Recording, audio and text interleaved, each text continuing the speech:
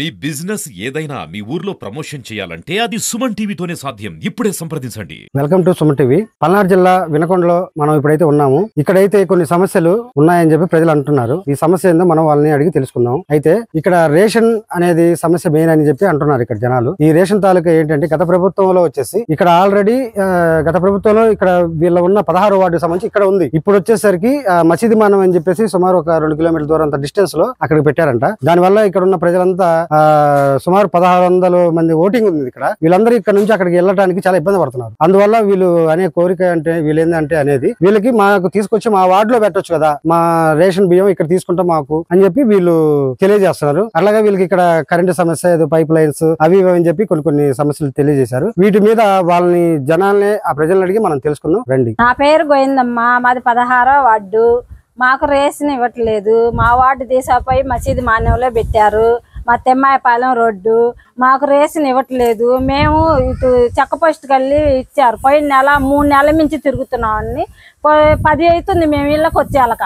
10 దాకా కూర్చొని తెచ్చుకుంటున్నాం. మా వాళ్ళకి ఇచ్చుకోవాలి, మా వాళ్ళు అడిగితే మేమేమి ఇవ్వాలి అని అంటున్నారు. కాబట్టి మాకు రేషన్ వార్డు మాకు ఇక్కడ పెట్టాలి. ఈ నెల కూడా అడిగితే ఏది పెట్టలేమో ఈ నెల తెచ్చుకోండి, మళ్ళీ వచ్చే నెల పెడతాం అంటున్నారు. 3 నెలల నుంచి ఇదే వ్యవహారం.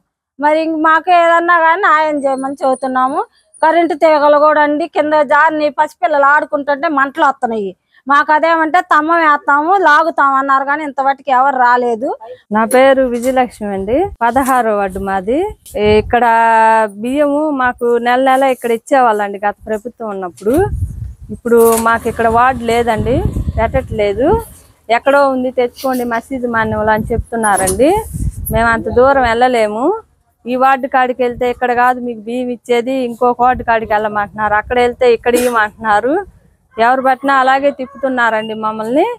మాకు మాత్రం మా బజార్కి ఇక్కడ వార్డు పెట్టాలి, బియ్యం ఇచ్చే వార్డు.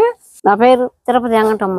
మేము ఏ వార్డు పోయినా బియ్యం కాడ గోల చేస్తున్నారు. ఈ వార్డుకు ఆ వార్డుకు వస్తున్నారు ఏందనుకుంటా. ముసలి మేము తగ్గిన వాళ్ళం పోలేము. మాకు వార్డు తెచ్చి ఇక్కడ ఏడన్నా పెట్టమను, అంతే. ఏమి లేదు మాకు. ఏదన్నా నీళ్ళ సపలా చేయమను.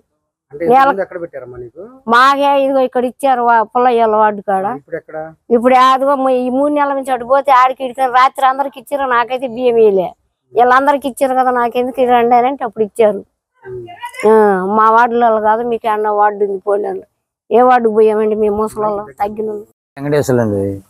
ఈ వార్డుకి 16వ వార్డు అసలు బియ్యం ఇయటం వల్ల ఏడుకో పంపిస్తున్నారు. ఆడికి పోతే మీ ఏడ కాదు 22 రైలు గేట్లకి పంపమంటున్నారు వాళ్ళు. అక్కడికి పోతే మనం ఆడిపోతాం అంత దూరం.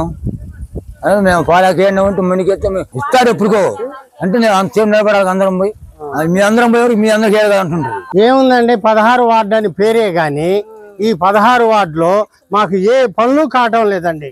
ఈ ప్రభుత్వమే కాదు, ఆ ప్రభుత్వం ఉన్నప్పుడు మాకు పనులు కాలేదు. ఈ ప్రభుత్వం వచ్చినా పనులు కాలేదు. ఇంటి పన్నులు కట్టుకోండి మేము పైపులు వేస్తామన్నారు. మాకు ఇంటి పైపులు డబ్బులు కూడా కట్టాం. డబ్బులు కూడా కట్టినా కానీ మాకు ఇంటి పైపులు రాలేదు. కనీసం రేషన్ బియ్యం తెచ్చుకుందామంటే ఇది వరకు ఇచ్చేవాళ్ళు ఏం చేసేవాళ్ళు, ఈ వార్డుకు వచ్చేవాళ్ళు ఏమండి మా ఈ వార్డులో వాళ్ళే ఇక్కడ అంటే మీకు ఇక్కడ కాదు ఆడికి రామనేవాళ్ళు. అక్కడికి వెళ్తే కొంచెం ఆగండి ఇస్తాం,